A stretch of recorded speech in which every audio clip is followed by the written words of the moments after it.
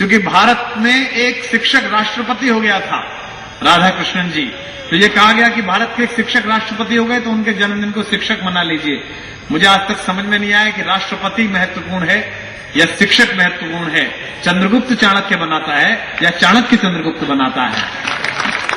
एक चंद्रगुप्त मिल जाए तो हो सकता है उसे चाणक्य ढूंढने के लिए दर दर जाना पड़े, लेकिन अगर एक चाणक्य शेष रहता है तो वो गली में खेलते हुए किसी भी बच्चे को चंद्रगुप्त बनाने की कला जानता है।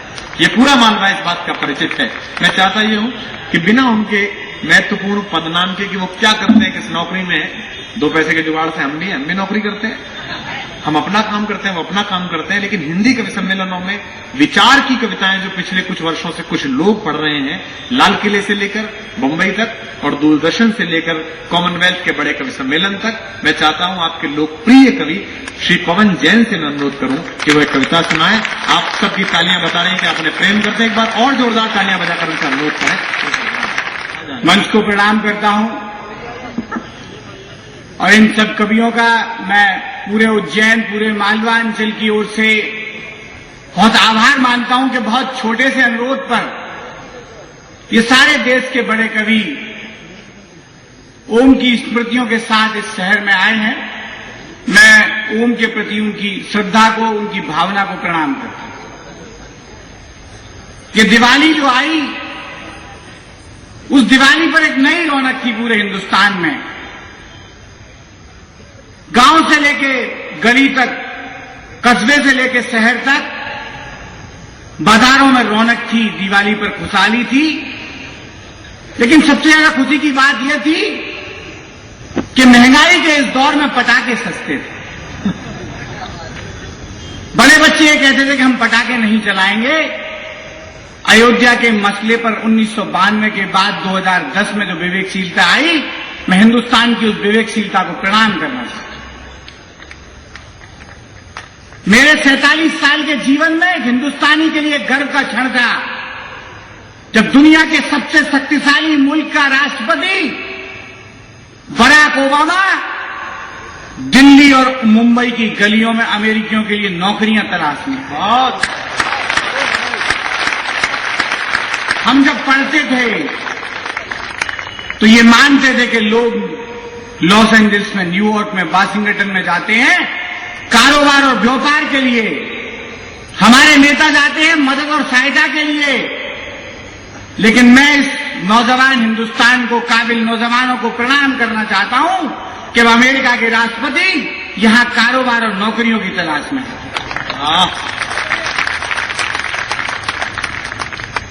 मैं जिस बात को कहा कि जिस विभाग में हूं उसका कविता से कोई नाता नहीं है, पर इन पंक्तियों के माध्यम से मैं आपको इसलिए जोड़ना चाहता हूं कि मेरी इन पंक्तियों का पहला श्रोता ओम था। बंद हो थाने के पट कभी होता नहीं, शहर सोए चैन से बस इसलिए सोता नहीं। शहर सोए चैन से बस इसलिए सोता नहीं, कर्म पद में है मिले मुझको मगर कांटे बहुत, आदमी हूं कैसे कह दूं मैं कभी रोता नहीं। मित्रों, एक कथानक तो पुराना है लेकिन संदर्भ नया है। पिछले 3 महीने से हमारे सारे अखबारों की सुर्खियां उस पर हैं। हमारे यहां बहुत बड़े खेलों के आयोजन हुए, खेलों की खबरें कम थी, घपले घोटालों की ज्यादा थी। जितने हजार करोड़ों में ऑस्ट्रेलिया में, अमेरिका में और चाइना में आयोजन होते हैं, उससे ज्यादा का खेल तो हमारे अधिकारी और नेता हिंदुस्तान में कर जाते हैं। हमें शुक्रगुजार होना चाहिए ललित मोदियों का और कलमाड़ियों का कि उन्होंने दुनिया को बता दिया कि हमारी अर्थव्यवस्था कितनी मजबूत है। उन्होंने दुनिया को दिखा दिया कि हमारी पाचन शक्ति कितनी विराट है, कितनी विशाल है, कितनी व्यापक है। और यही कारण है कि ललित मोदी, कोंडा, कलमाड़ी, राजा और राजू की जो चर्चा पहुंची अमेरिका में, तो ओबामा की नींद खुल गई और वो हिंदुस्तान में नौकरियों और कारोबार की तलाश में आ गए। एक चीज मुझे और अच्छी लगी, इस राष्ट्रमंडल आयोजन समिति के अध्यक्ष और पदाधिकारी एक ही बात कहते थे कि भाई खेल हो जाने दीजिए, जांच उसके बाद करेंगे। अब जांच हो रही है, पूछताछ हो रही है, कुछ लोग जेल में जा रहे हैं, लेकिन वो जानते हैं कि खेल खत्म और पैसा हासिल। एक चीज के लिए मैं और साधुवाद देना चाहता हूं। लोग कहते हैं कि वो गद्दार है, मैं कहता हूं उनसे बड़ा कोई राष्ट्रभक्त नहीं है। आप तो घपले घोटालों की बात छोड़िए, उन्होंने ऐसे इंतजाम किए थे, दिल्ली में डेंगू फैला दिया, पता नहीं किस कोने से सांप निकल आए, कहां की छत से पानी टपक जाए, कौन सा ब्रिज कब टूट जाए और कौन सी छत कब गिर जाए। असली बात तो ये है कि जो अच्छे खिलाड़ी थे इस डर से हिंदुस्तान आए ही नहीं, और जो खिलाड़ी गलती से दिल्ली आ गए वो खेलगांव में सो नहीं पाए। पता नहीं कब मच्छर काट जाए, कब सांप निकल आए और ऊपर से छत टूट जाए, वो सो नहीं पाए। तो भारतीय खिलाड़ियों ने मैदान मार लिया, हम पदक तालिका में दूसरे स्थान पर पहुंच गए। और मैं आपको प्रमाण देना चाहता हूं कि अब कलमाड़ी नहीं है। एशियाड में हमारी क्या दुर्गति है, निशानेबाजों से निशाने नहीं लग रहे और पहलवान पानी पी रहे हैं। चीन में 180 पदक जीत लिए, आबादी में स्वर्ण पदक 180, आबादी में हमसे थोड़ा सा ज्यादा है और हम आज की तारीख तक 10 पे अटके हैं और पायदान में लटके। मैं खेल प्रेमी हूं मित्रों, मैं अपनी पीड़ा को आपके बीच में रखना चाहता हूं। मैं सबसे पहले वो पन्ना पढ़ता हूं जो खेल का होता है। मैं हिंदुस्तान की उस नया पीढ़ी को प्रणाम भी करता हूं कि अब खेल का पन्ना पीछे नहीं आगे आता है, पहले पन्ने पर खेल होता है। राष्ट्रमंडल में हम उन खेलों में जीते थे जिनमें दूसरे खेलों के खिलाड़ी अच्छे नहीं हैं। एशियाड में हम उन खेलों में जीत रहे हैं जहां कोई मुकाबला नहीं है। लेकिन जब हम ओलंपिक में 2012 में जाएंगे तो मैं सच कहता हूं हम पदकों को तरस जाएंगे।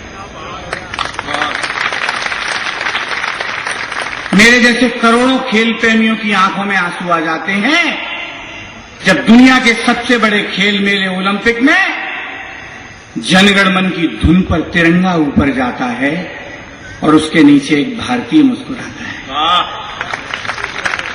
लेकिन मित्रों, 120 करोड़ के हिंदुस्तान के लिए ऐसा मौका 108 साल में एक बार आता है। मैं इस मन से दुआ करना चाहता हूं, परमपिता परमेश्वर से प्रार्थना करना चाहता हूं कि तू ऐसा कुछ कर कि अगले ओलंपिक 2012 लंदन में जब भारतीय खिलाड़ी जाएं तो हमें एक नहीं दर्जनों अभिनव बिंद्रा राष्ट्रधुन सुनवाते नजर आए। हम ओलंपिक में पदक नहीं जीत पाते, ज्यादातर खाली हाथ लौट कर आते हैं। विश्व कपों में खेलना दूर की बात है, हम क्वालिफाइंग राउंड में ही बाहर हो जाते हैं। हर प्रतियोगिता से पहले हम स्वर्णिम आशा की ज्योति दिल में जगाते हैं और अरमानों के बुझे हुए दिए लेकर आते हैं।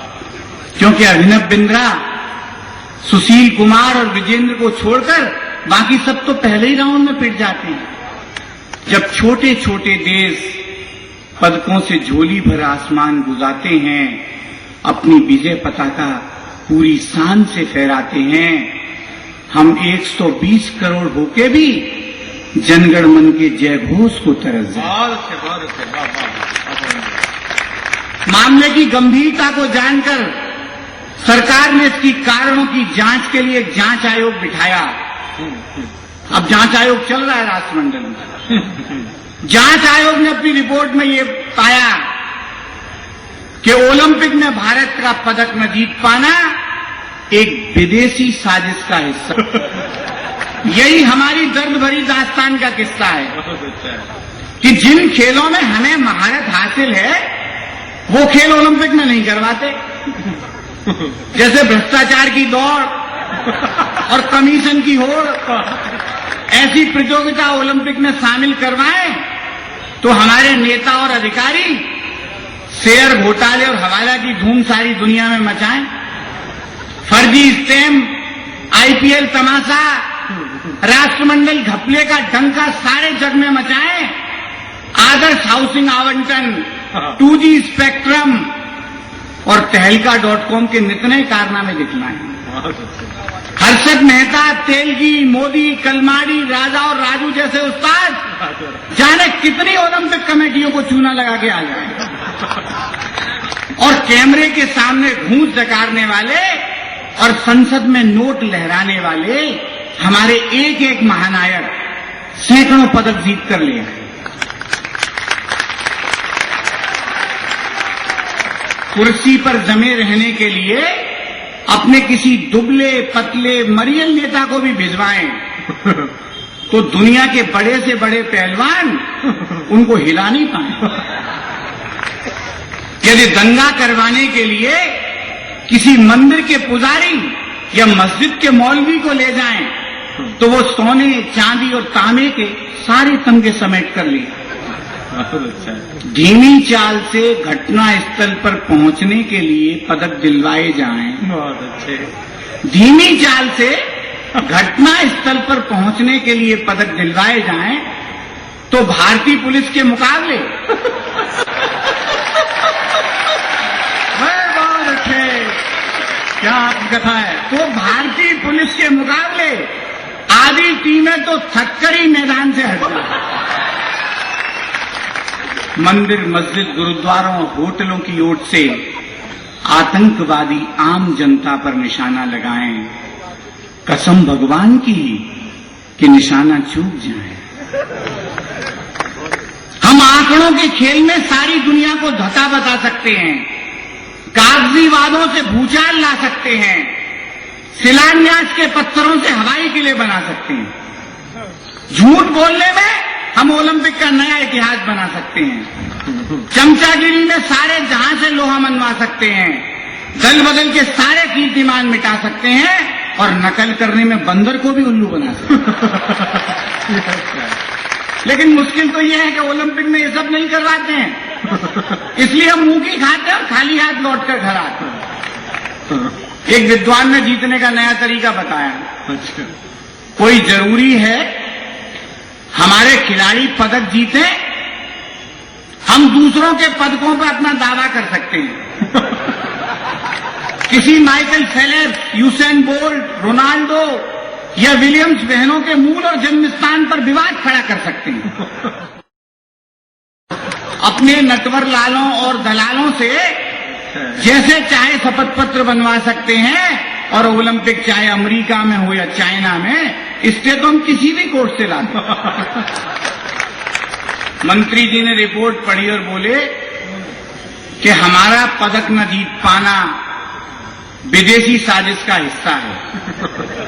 अगले ओलंपिक हम अपनी राजधानी में करवाएंगे और ओलंपिक भारत में हो या ना हो, रेफरी और एम्पायर हम अपने भिजवाएंगे। जब हम मुद्रा की माया से अल्पमत से बहुमत में आ सकते हैं, बहुत अच्छे, तो क्या विदेशी खिलाड़ियों को नहीं फुसला सकते? जरूरी हुआ तो प्रतियोगिता के नियम बदलवाएंगे, और दौड़ में सबसे पीछे जो रहेगा खिलाड़ी, पदक उसको दिलवाएंगे। दौड़ में सबसे पीछे रहेगा जो खिलाड़ी, पदक उसको दिलवाएंगे।